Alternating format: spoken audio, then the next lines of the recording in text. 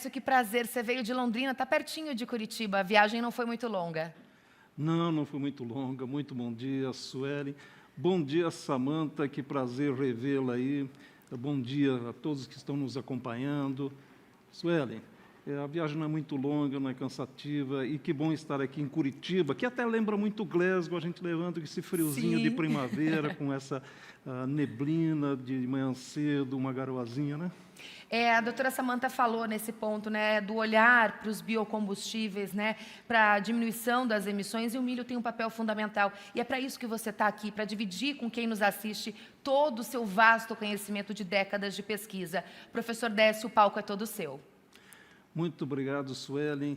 É uma responsabilidade muito grande falar na sequência da doutora Samanta, que fez uma brilhante apresentação, e justamente num momento muito importante, porque essa COP26 seguramente vai ser uma marca na história da humanidade. Nós estamos vivendo aí um ponto de inflexão do mundo, e eu acho que a doutora Samanta colocou muito bem. Eu vou tentar avançar em alguns dos desafios que ela colocou.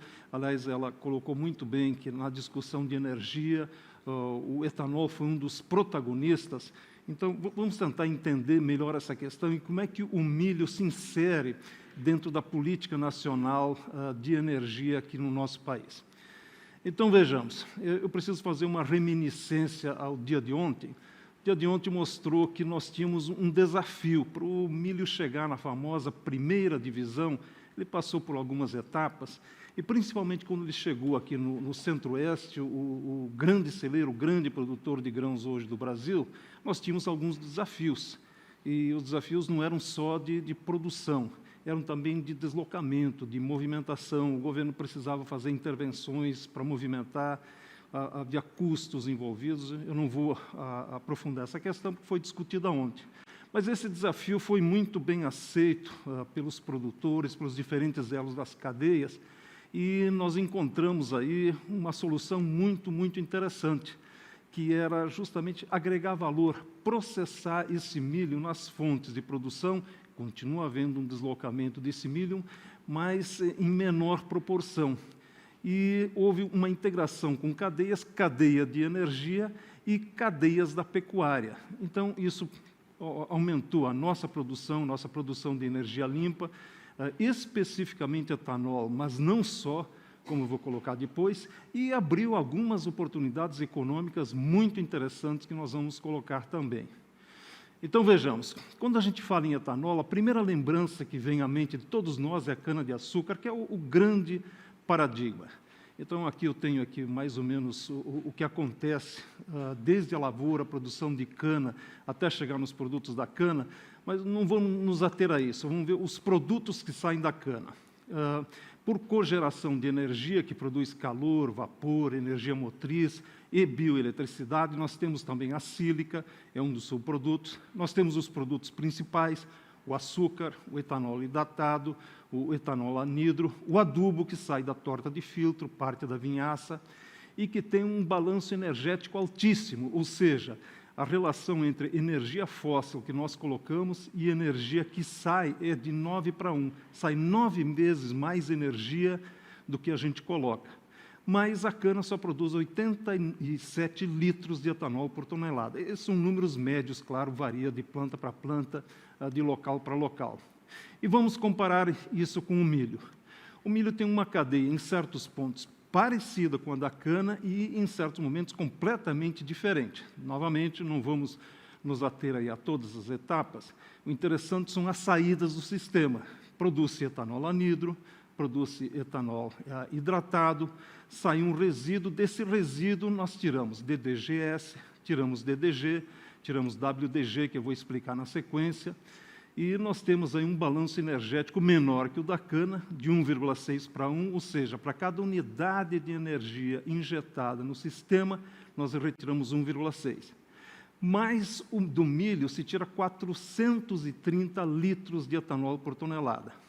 E nós temos aí uma cadeia associada, que é a necessidade de uso de alguma fonte energética para movimentar essa planta, que pode ser, por exemplo, de eucalipto, pode ser de bagaço de cana, nas usinas flex, E disso nós tiramos não apenas energia para movimentar a planta, mas um superávit injetado no grid, injetado na rede de energia elétrica, que também nós vamos comentar na sequência. Então, esse conjunto, energia elétrica, bioeletricidade e etanol, faz parte da contribuição do milho para a geração de energia.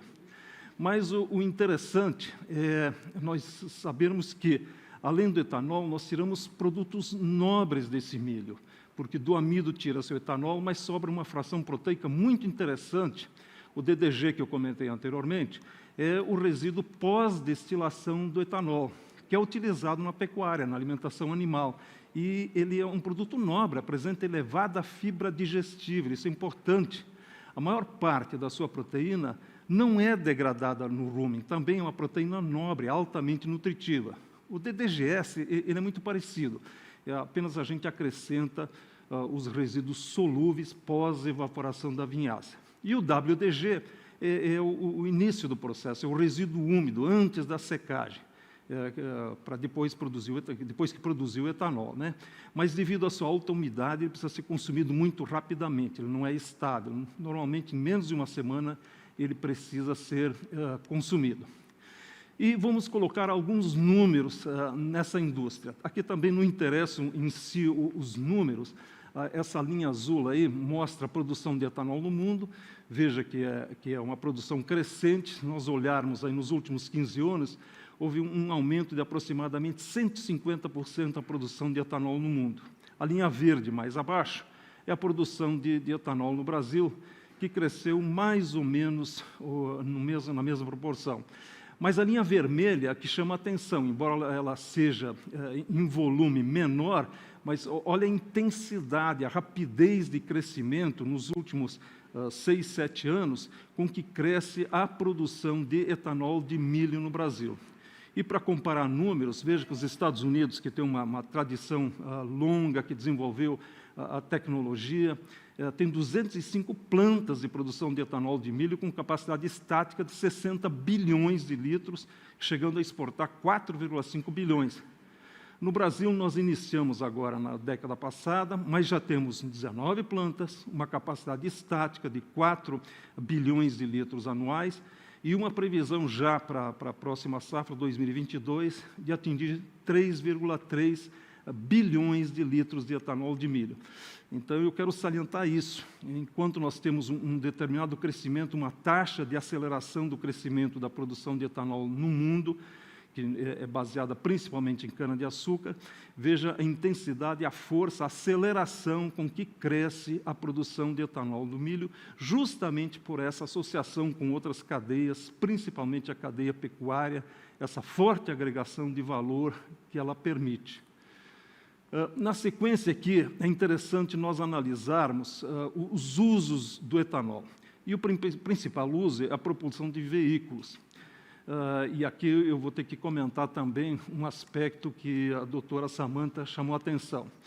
Mas, de forma aqui muito simplificada, eu coloquei aqui alguns marcos entre 2010, 2020, 2030, 2040, até 2050, e o que aconteceria, qual é a nossa visão nesse momento com a propulsão de veículos. Então, nós temos hoje o que é dominante, são os veículos de combustão interna, são esses veículos flex que estão aí, mas que devem diminuir de importância do mercado ao longo do tempo. Por isso, esse triângulo, e na nossa visão, aproximadamente na década de 50, desaparecem esses motores de combustão interna, substituídos por outras formas de propulsão. A segunda forma são os veículos híbridos. São esses veículos que a gente conhece, que tanto têm um motor de combustão interna, quanto têm um motor elétrico. E eu costumo brincar dizendo que veículos híbridos, eles são igual a João Batista. Eles avisam, olha, Jesus Cristo vem aí. E Jesus Cristo é justamente a nossa salvação, a sequência que vem depois, com outras formas de propulsão que são ambientalmente mais amigáveis. E a primeira delas aí é elétrica. E pode ver que eu não coloquei uma espiga de milho aí, porque a participação do milho aí seria realmente na margem, na produção de bioeletricidade. mas eu volto a repetir o que a doutora Samantha falou. De nada adianta termos veículos elétricos se a fonte geradora da energia elétrica não for limpa. Se continuar produzindo com carvão, com petróleo, com gás, não vai resolver. Nós temos que encontrar fontes limpas de produção de eletricidade, a chamada bioeletricidade. E, na sequência, nós temos veículos movidos a hidrogênio. O etanol pode ser uma das formas de obtenção de hidrogênio, e células de combustível. Já existem muitos veículos operando com células de combustível. O etanol é uma das formas de operação de célula de combustível. Então, veja que na propulsão de veículos, nós temos diversas possibilidades de uso de etanol, e aí surge essa grande oportunidade da produção de etanol de milho. E vamos colocar aí mais alguns números dentro dessa cadeia. Então, vejamos, uma tonelada de milho, o que ela produz? E esses números, obviamente, são médios, variam de local para local, de planta para planta. Produz, em média, 430 litros de etanol, mas também produz 363 quilos de DDG ou DDGS, que eu coloquei, que é o que impulsiona as cadeias da pecuária. E, além disso, ainda produz 13 quilos de óleo, que nós temos aí diversos usos, como óleo combustível ou mesmo como biodiesel. Mas eu quero introduzir aqui, novamente, aquele aspecto que eu já comentei num slide anterior, que para a operação das plantas há necessidade de geração de energia, essas plantas que produzem etanol, e nós temos um número também médio aqui, que para processar cada tonelada de milho a fim de produzir etanol e DDGS, nós precisaríamos de 464 quilos de eucalipto. Bom, isto gera energia suficiente para movimentar toda a planta e ainda gera um superávit de 151 kWh, que é transferido para o grid, que é adicionado aí nas linhas transmissoras e chega às casas das pessoas, às fábricas, ao comércio. Então, veja que é um segundo aspecto, uma segunda conexão do milho aí com a cadeia energética, a integração com a política de energia brasileira. E, prosseguindo, então, e já encaminhando para o final, essa associação, a produção de milho e essa associação, produção de etanol, cadeias pecuárias associadas, etc., ela permite que a gente analise algumas questões. Primeira delas, questão da competitividade. E, obviamente, então, isso ficou muito claro ontem, ela facilita a intensificação da agricultura.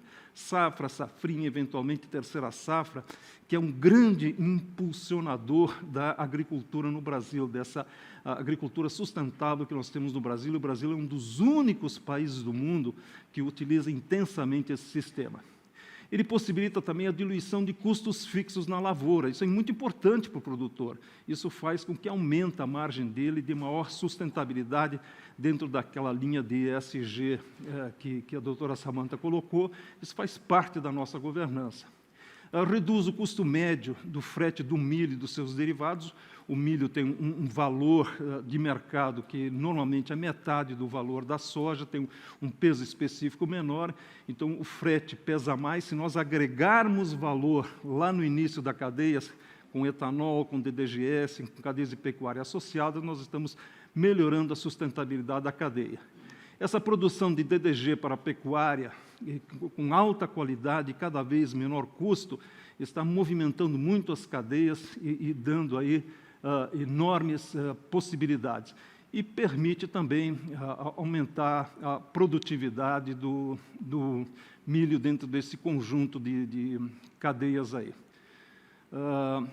Bom, na sequência, além da agregação de valor, nós temos a sustentabilidade. E, obviamente, a produção de etanol, isso ficou claro também na fala da doutora Samantha, o mundo enxerga isso, ajuda a manter a matriz energética brasileira mais limpa do que a média mundial. Entre os grandes consumidores de energia do mundo, o Brasil é tido como o que tem a matriz mais limpa. E isto reduz poluição em grandes centros urbanos, isso é fruto de uma série de estudos mostrando que o uso de etanol reduz particulados, reduz poluição em centros urbanos, isso é muito importante. reduz desmatamento, libera área de pastagem a partir do momento que ele oferece um produto nobre para a alimentação animal e reduz emissões de gases de efeito estufa, que é o tema central da COP26. E com isso surgem diversas oportunidades. Eu já abordei anteriormente o etanol, tanto o anidro quanto o hidratado, ele serve para consumo veicular, mas não é só isso. Ele tem usos industriais, tem uso na química fina, na indústria farmacêutica, na produção de hidrogênio e o uso em células combustível também para a operação de veículos que não sejam veículos de combustão interna. Então, finalizando, eu repito mais uma vez, quem já assistiu palestras minhas sabe que eu costumo terminar com isso. Gente, nessa quadra do mundo não basta produzir, é preciso ser sustentável, como bem colocou a doutora Samantha Pineda. E esse é o grande recado, a grande reflexão que eu deixo para os nossos participantes aqui do GETAP, para os nossos produtores. E com isso encerro minha apresentação. Obrigado pela oportunidade, Sueli.